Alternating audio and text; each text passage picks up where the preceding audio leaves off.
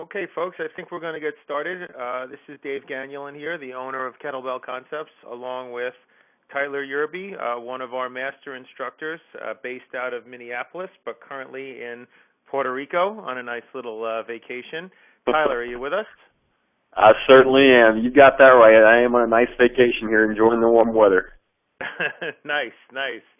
Well, guys, for those of you who have tuned in, Tyler had a really interesting relationship with a woman named Martha Williams, I believe, out in Minneapolis, right? And she runs a company called Bikram Yoga Minneapolis, and it was basically our first experience. KBC started in 2002, and we've always known that eventually the yoga demographic, the Pilates demographic, the gyrotonics folks, the dancers, etc., would come around to kettlebells, and it'll take a while because there's a lot of education to be had. But Tyler had a really interesting experience with these yoga folks. He knocked it out of the park, and Tyler, I can't thank you enough for sharing your experiences here today. Why don't I turn it over to you to chat a little bit about who you are, a little bit about your background, and chat also a little bit about what happened with Martha, where that is, and maybe we can dive into this presentation of 4 or 5 slides that you've kindly prepared for us. Absolutely. Well, first off, Dave, I really appreciate you having me on the call, and even though it is here from Puerto Rico, I'm still tuned in to what's going on in the mainland U.S., so I appreciate it and thank you very much.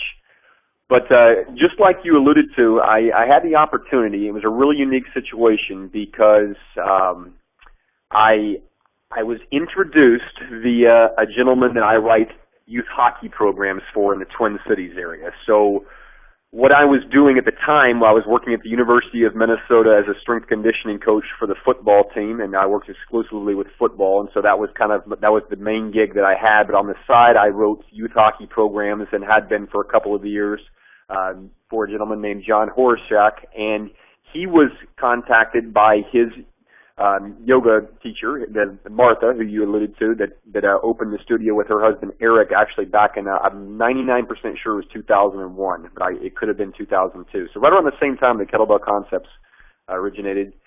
And they put the 2 and 2 together and kind of realized that kettlebells was something, and Martha was kind of ahead of the curve because obviously this is something that's growing in popularity. But especially this is something that she had kind of been thinking about for a couple of years, and so John was kind enough to pass my information along, and right around that time I was making a transition. I won't kind of go into the full reasons why because that could take 15, 20 minutes, but I was leaving the University of Minnesota, still love the company, still love the university, love everyone there, just choosing to take a different path.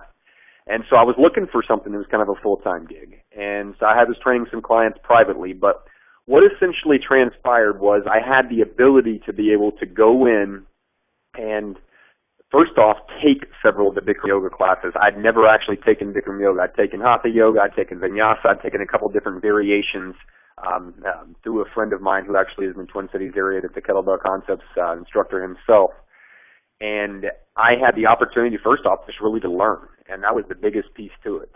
And so from there, my passion is movement. My master's degree is in kinesiology, and so movement is what I really enjoy doing and living and everything. I think that's a huge, huge cornerstone to any program is learning how to properly move, especially in everyday life and with an external load. And so what better way to do it than with a kettlebell? So I wanted to get a chance to see how these yogis were going to be moving on a regular basis, and so Martha was kind enough to give me a free membership to the studio. That way I could be a better teacher for them because I needed to see how they were moving without load first, just moving their body through space.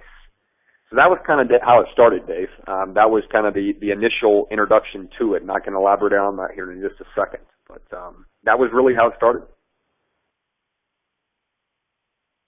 Okay, that's great. I appreciate the background. Maybe you can talk a little bit about your experience there after Martha decided to bring you in, and how that transpired, and what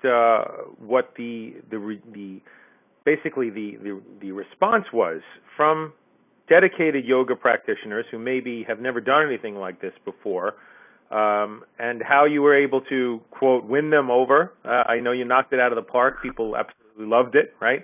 So how did that all come about? I know that, or at least before you went to Puerto Rico, you were actually teaching some classes there, and she's teaching classes there now, and I believe she's got an additional revenue stream coming in. So if you could just kind of round out how that all happened and just, use her as a kind of case study, because she really is the definition of what we're trying to accomplish here. So maybe you can just kind of paint us a more complete picture as to what happened before the training and after, and what's going on there now. Perfect. So, like I said, what I did was I took quite a few classes, and I actually continued to take classes because I enjoyed it thoroughly as we continued with it. But what we essentially discussed back and forth, we sat down over a couple different meetings, and she kind of let me know that, this is something that she's dumped her entire life and her heart into, and something that, she thoroughly believes in. But she really noticed that they're starting to get some people, some yogis that had been doing it for a lengthy period of time, and even more so the advanced yogis than the ones that had just initially started, she was starting to see some injuries. And wasn't really sure why. I mean, this was something, like I said, that she had mentioned that was something that she was extremely dedicated to. And so after a couple discussions, and we kind of figured out that there may be some mobility issues, not with a lack of mobility, but maybe with a hypermobility. And so that strength training, and specifically kettlebells, that she had been told that might be something that would be fun to introduce. And so I put together a principles class, is what we called the initial class, and it was essentially 10 foundation movements. And, this is going to be from the hinge to the squat, to the pull, to the press, rotations, whether it be standing or seated, different movements that were going to allow me to try to accomplish several different things that we had discussed. And this was something that I was extremely excited about because it was brand new to me, not working with the yoga clientele, but working with only a yoga clientele. And so what we did was we initially had put together, we had 8 classes, and right off the bat, I was the only one teaching, and that probably happened for about 2 months. And I taught all 8 classes for the first month. The second month, we bumped it up to, I believe, about 10. And so we were trying to kind of feel out what times worked as well. But what kind of essentially happened from there is I saw a lot happening and quickly realized kind of what was really good that the yoga classes were offering, and then some of the areas that were lacking. And I think I'll go ahead and move into the slides right here. That way I can kind of explain it a little bit better for you. But so what my observation was, and I won't hit every single bullet point, but I'm going to touch on a few of them. The biggest things were it fostered a really good environment for mobility and flexibility. I mean, with this day and age, with the sedentary lifestyle, I mean, everyone, it seems like, has, and hopefully we're moving kind of away from that, but with that everyone has, most people have limited range of motion. And we're talking about just sheer flexibility. We're talking about mobility and the active range of motion to move an entire joint. And so that was one awesome thing that I saw, that I was quite impressed with the depth at which some of the squats were being accomplished in the class compared to some of my everyday clientele. So that was a huge thing, and just the range of motion that people had. And one of the other cornerstones of any program that I design, and I feel like that anyone should design, should be something that incorporates recovery. Less is more. I mean, this day and age, everyone went from that sedentary lifestyle to I want to be able to accomplish and do as much as I possibly can. And although that is great, a lot of times that can lead to an overreaching or an overtraining, and you get that, whether it's sciatica issues or degenerative disc disease, something that kind of pops up. And so another thing that I thought it was fantastic was it increased blood flow and increased lymph flow of the class. Now, this is specifically talking about Bikram yoga at Martha's studio and Eric's studio because of the fact that it's 105 degrees in the room, as most yogis are aware of, even if Bikram is not their main practice. That was a huge thing for nutrient delivery. So that was another huge thing I really enjoyed seeing. And then one of the other things that was kind of interesting to me, I didn't really notice it at first when we were in the classes, but I noticed it after I would get out of class and I would kind of recover from my hour and a half worth of work, which was, alarming to me in a good way at first. That people really had an excellent cognitive functioning after they left the class. So, I would chat with a couple people before going in, and, they might just be a little methodical in their speech, and then afterwards, with the increased blood flow to the brain, it was just interesting to see the ability of someone to be able to manipulate their words. So those were three of the biggest things, Dave, that I saw as a positive note. And the two biggest things that I'll point out that were kind of an issue for me at first, I guess I'll use that word, would be the hyper range of motion in the lumbar spine. And if anyone is familiar with Dr. Stuart McGill out of the University of Waterloo, world-renowned spine specialist, and him and a bunch of other colleagues of his and other people around the globe are huge on trying to create stability of the lumbar spine. That way the rotation can occur in the thoracic and the cervical spine. So whenever I saw people going into a standing head to knee or other different movements, it was kind of an alarm to me whenever I saw a large rounded lumbar spine, which is essentially creating a recipe for disaster or a recipe for injury. That was number one. And then along with that, the instability of the knees and the hips, and I could see where a lot of people were going to have troubles when an external load like a kettlebell was placed into their hands. And so that was number one. And then number two, I really realized that there was probably going to be a limited ability to produce force into the ground or into the bell. Now, some people might say, okay, well, I don't like the resistance train, or a yogi might say, I'm hesitant to resistance train in general because I don't want to hurt myself, whatever it may be. But the fact of the matter is everyday life, you have to produce force into the ground to be able to move the odd-shaped objects that we have. And so that was a key issue that Martha and I talked about that we wanted to move through. So those are the biggest things that I saw there. So moving along here, my initial introduction, I wanted to be able to teach proper biomechanics. Biggest thing. I wanted to make sure, especially with an external load, that we were able to move properly with that external load. Okay, so I can touch on that at a different time, but the biggest piece to it, I wanted to move properly. Along with that, because everyday life is moving with an external load in various planes of motion, that was what I wanted to incorporate with the programs as well. That way we can increase that stability of the lumbar spine. We could put a little bit of hypertrophy, and I'm not talking about sarcoplasmic hypertrophy, I'm talking about myofibrillar hypertrophy, and I won't go into that right now what that is if you're unfamiliar due to time limitations, but we were creating a little bit of myofibrillar hypertrophy around the knees, the hips, different areas of the body. So all of that being said, you can kind of see the bullet points that I've also listed there were the issues that I wanted to be able to touch on were already fairly good, depending on what the yogi else they did, whether it was run, whether it was bike, whatever it may be. So essentially what it all came together after Martha and I had moved several different classes through, we started getting a population that was really, really growing, and people were getting excited about it. They were getting to the point where they were talking about frequency. How many times a week can I come? What can I do to this? And I think that there were a handful of people, it had to have been 10, 15 or more, that were a regular attendee, and we had over 50 or 60 different yogis that came on a regular basis, but especially 10 or 15, and they would be the first to tell you that their classes were much better in yoga after they had completed a 30 to 45 minute kettlebell class. And right there on the screen, it was essentially because it was creating a balanced individual. It was allowing them to produce force in a manner. It was stabilizing the joints. They could go further or correctly into the ranges of motion in their postures.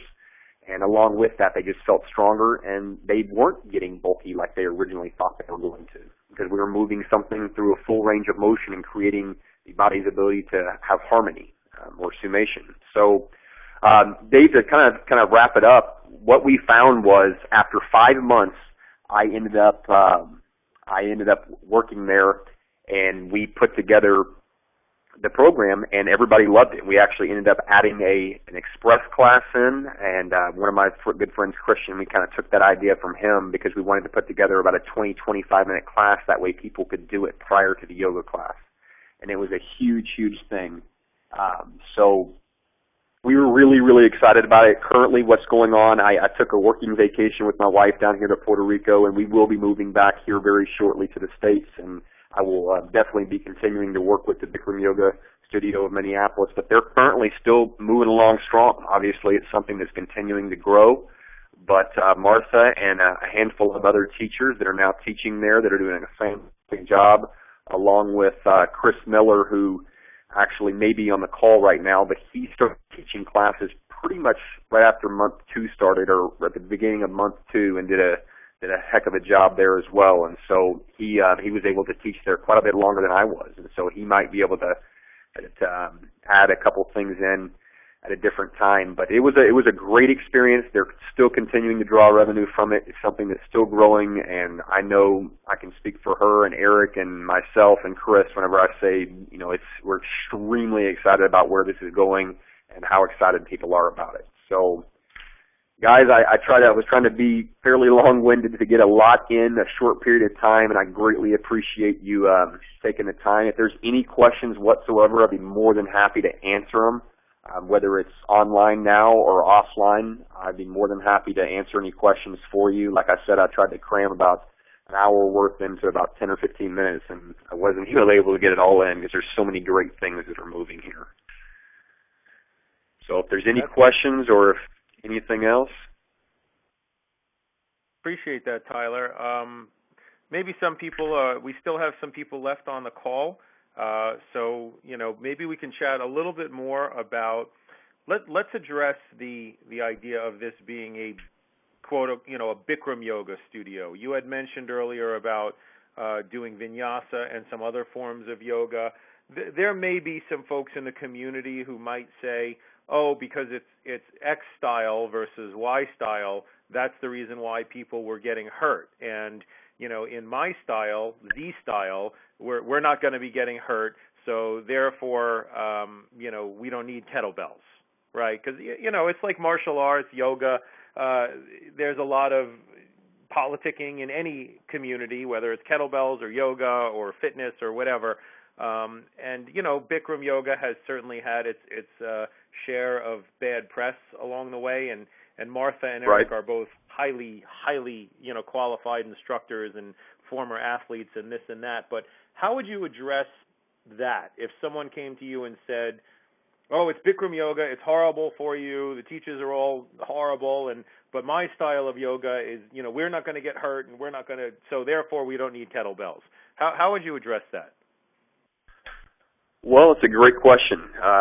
First off, I'll say that, like you just touched on, that, I was having the opportunity to work with Eric and Martha and Chris and a couple of the other, yoga instructors that were top-notch. And so it wasn't like they weren't teaching good movement. It was just that there was a different touch on it whenever you're moving with a weight. And so the biggest piece to that, and I use this with anything because I'll be the first person to say, something that has now become a part of what I do, whether it be always Bikram or other different types, because I actually probably do other types as much or more than I do Bikram, and that's because I like to keep a variety. But I like to tell anybody that I talk to, regardless of what teacher they are, you use a tool belt, and I use the tool belt analogy. I want to fit as many tools in that tool belt as possible.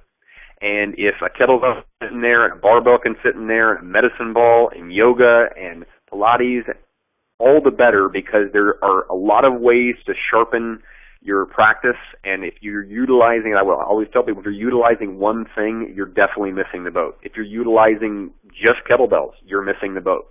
And so being able to incorporate them all in is going to make a well-rounded, more balanced individual.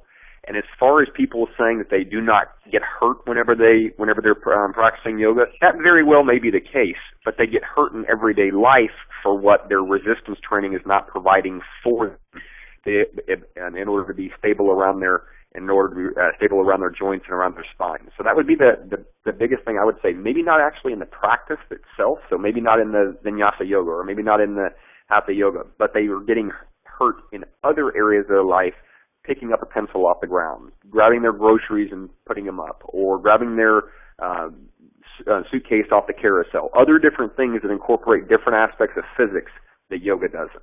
That'd be the best way I can answer that for you. That's a great answer, and I appreciate that for sure.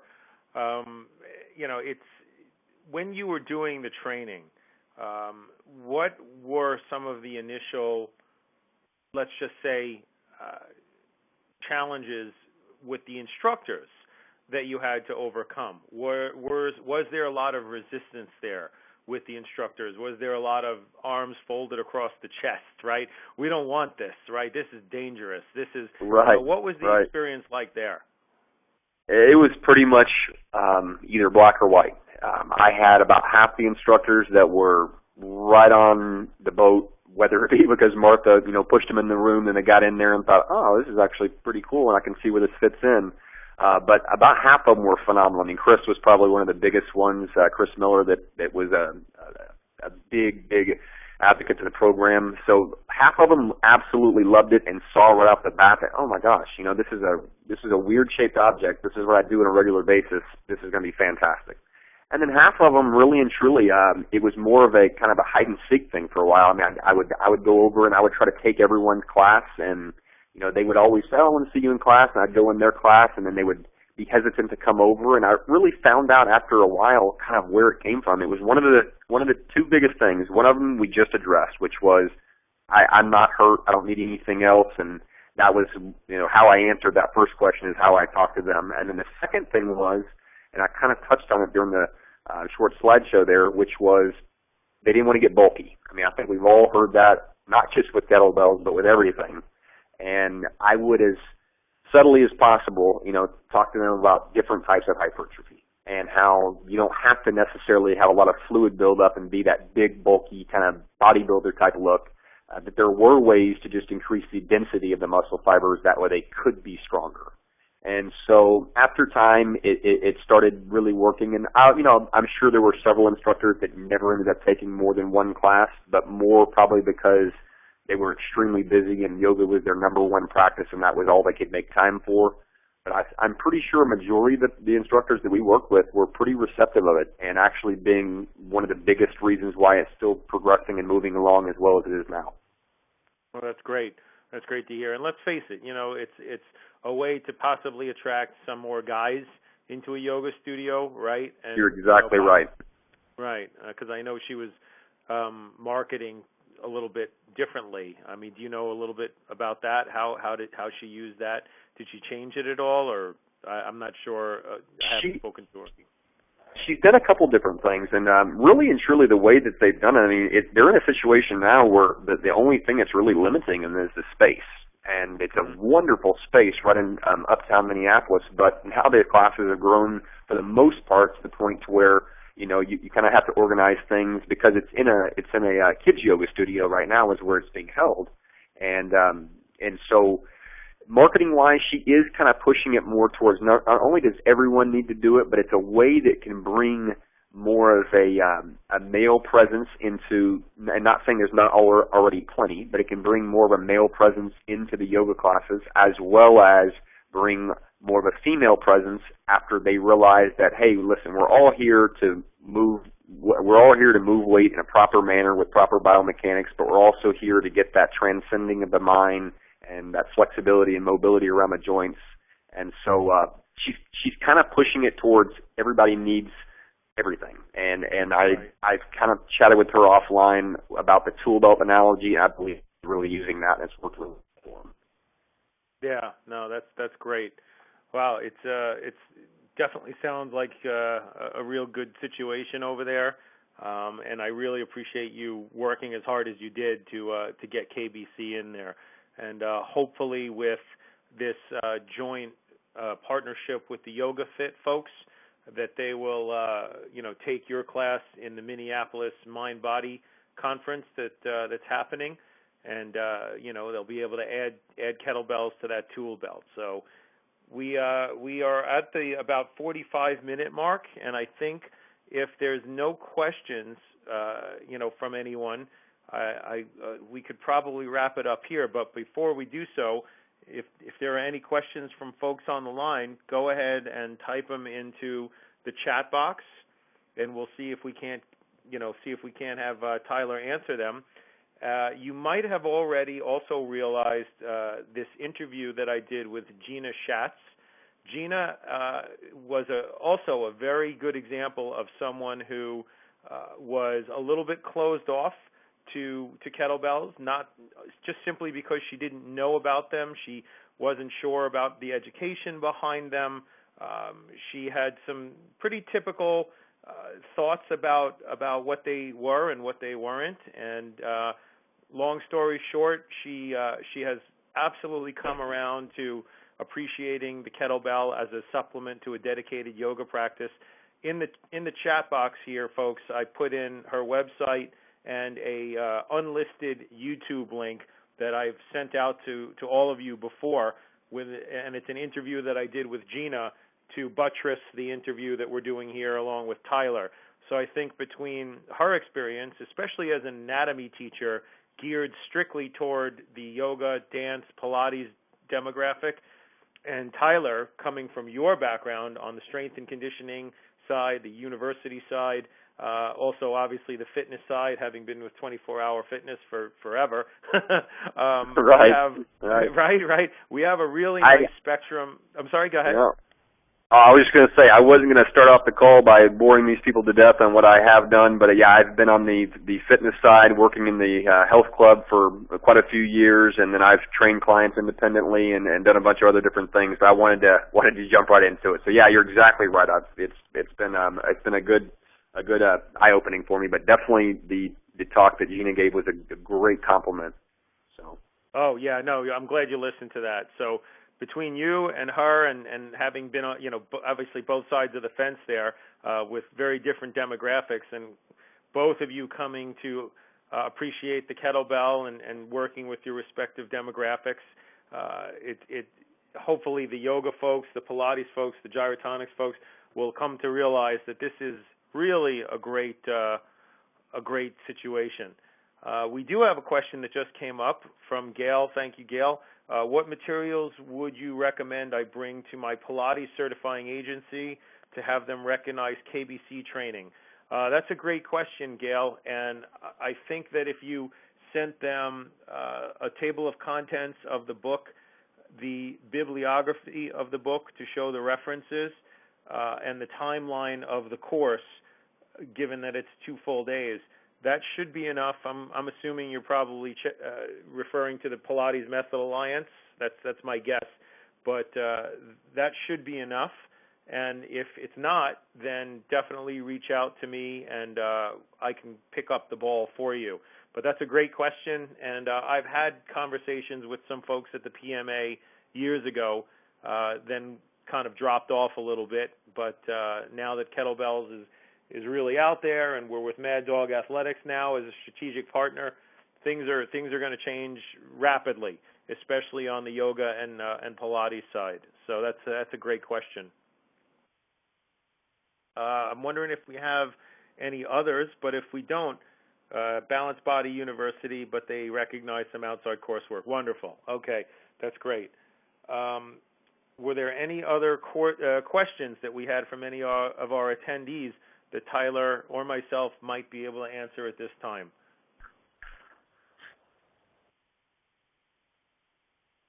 Okay, we don't see anyone typing in anything, so we're probably going to wrap it up. Tyler, was there anything else you wanted to close with at this point? I just want to say thank you very much for having me on the call, and everyone that is on the call and will be hearing this. I appreciate your time. And the biggest thing is it's been a wonderful, wonderful experience that I know is still growing. I'm at the Bikram Yoga Studio in Minneapolis, and I know that the folks there, and myself included, are just extremely excited to see where this continues to go, because I know this is something that's going to be, 5 years from now, people are going to wish that they were already moving towards. So, it's really, really exciting, and I can't wait to see where it moves from here. Appreciate that, sir. Thank you so much for your time. I couldn't agree more. We've been at this now since 2002, and I really do feel so strongly that, we're not telling people don't practice yoga or don't practice Pilates. No, obviously, no, that's not at all. Right. That's not what right. we're telling. No, right. We're just saying, keep an open mind. This is a great tool to supplement your main method of choice. It does have a lot to offer, and it certainly can add to your If you're a studio owner, it certainly can add to your bottom line, which never hurts things. Right. I just want people to be clear that we're not bashing yoga or martial arts or Pilates, and that's not what we're trying to do here, but just add to your existing knowledge base. I think that's probably fair to say. Very well put. I agree 100%. I think that about sums it up perfectly. And like I said, thank you guys for your time, and obviously thank you very much for everything you've done, Dave. Not at all. Thank you, sir, and thank you everyone for tuning in. We're about at the 50-minute mark. Thank you for those of you who have hung in with us. Please check out Gina's site, Gina's recording. You'll all get a follow-up email from me. Thank you again for tuning in, and hopefully we'll see you at the Level 1 with Tyler in Minneapolis. Take care, everyone.